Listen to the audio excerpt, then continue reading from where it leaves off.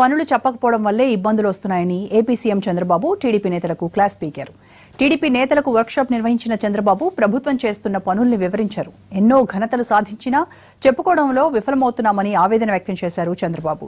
దీంతో విపక్షాలు కూడా చిన్న చిన్న సమస్యల్ని హైలైట్ చేస్తున్నాయని అసహనం వ్యక్తం చేశారు. నేతలు ఇప్పటికైనా ప్రభుత్వ కార్యక్రమాల్ని తెలుసుకుని ప్రజల్లో ప్రచారం చేయాలని సూచించారు చంద్రబాబు.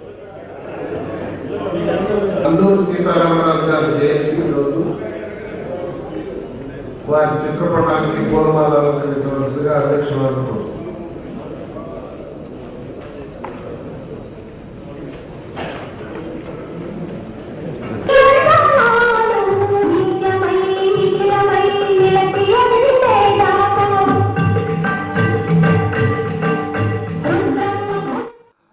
మనం ఏమనుకుంటున్నామంటే చేసిన పని బాగా పనిచేసిన మనం చెప్పడం లేదు.